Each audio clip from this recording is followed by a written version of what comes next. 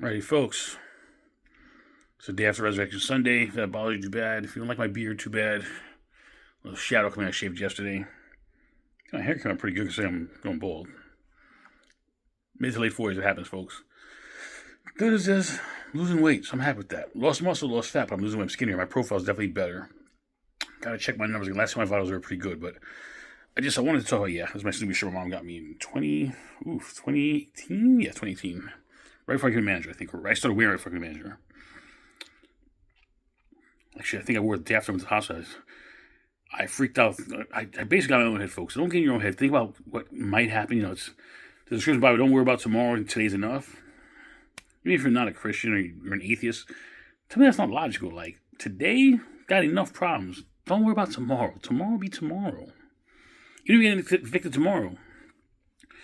I knew a guy one time, he said he went to the barber shop. And his barber's like, man, I'm going to be broke. I don't have money to pay the rent. And this is crazy. He's like, I'm $20 short. And, he said that right then. He's like, man, I need some help. I need a miracle.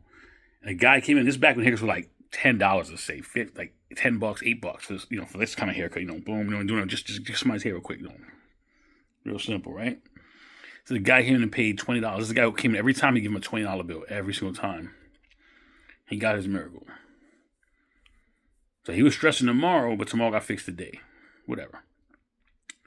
But I came on today because, folks, I had a lot of content I posted. It's on me. I got baggage. We all got baggage. I'm just being honest. I got baggage, folks. I do. It's just the truth. And sometimes I'm scared of my own potential. I don't make the moves I should make to get ahead, and that's on me. It's not on you. But I'm just being authentic so you see who's talking to you. Some of those guys like, I got a $3,000 mic and all this stuff, and my mom actually paid for it. Because a lot of times the guys you see, they're not really doing their work. Or there are other guys doing their work. I'll give you an example. This guy called Canadian Prepper. He's just a doom and gloomer. He'll sell you everything in the world to make you scared, so you buy what he has to say. I think what that guy's something Hansen, Michael Hansen. He's on Shark Tank. He's ex-CIA. Initially I bought him, but I was like, come on, you're charging $8 for a net that's probably worth $25, $30. And we get it, folks. It's the same thing. I'll give you an example. I bought my kids Cinnamon Toast Crunch at Costco. Big 2-box deal for the price, like probably like one that I pay like half size of. Push what I would pay for like two 12-ounce boxes, I got like two 28-ounce boxes. Think about that. 56 versus 24. Then I was like, man, these kids are eating me out of house and home right now lately. So I said, let me get the great value. Because I saw it real quick. So let me just try it. Pardon me, y'all. Lo and behold, both my boys like the Walmart version better. It's more cinnamon. It has more cinnamon. It has better cinnamon. This is more satisfying. And I think they heard it on YouTube. They both used like, this is so satisfying. Or that was so satisfying. Mostly said that was good. They're like, I'm talking kids, in grade school. This is so satisfying, Daddy. I am so satisfied by the outcome, Daddy. They might say, Father, can we turn on the linens? Will we go apropos to whatever and call Chauncey? Oh, the dune buggy, the buggy and the horse and carriage, no. They're not those kind of kids. There are a lot more shows than I was age. I think it's not a bad thing because they're not spoiled. Every generation should go forward, and yes, Manicure City. Eat that. Manicure for 30 plus years. Eat that. But I can tell you, the reason for this whole channel is just that I want other fathers and men to realize you can succeed. Prepping is not a 4-letter word. Being afraid as a parent sometimes feels a normal reaction, but we have to not normalize that. We have to normalize that. I'm scared of XYZ. How can I not be scared? So the whole point of my channel is you see, if you look at it back in the day, I think I started some supplements and stuff, and I got some more supplements. I've done videos, I had freebies. It's evolved. But as I've gotten older, this is about, I'm in Florida. Prepping, survival, bad situations. I haven't posted yet about what would happen if a New Orleans situation where they take, your neighbors will take your stuff and the female will take your stuff. That can happen too, folks. On my podcast, I talk about how to save money on gas, food, brown bag your lunches, what time of days might be better to buy gas, what happens when you buy gas at a place where they're filling up. I talk about all kind of stuff. So all I'm trying to show is you what one dad is doing and how you could be the same dad.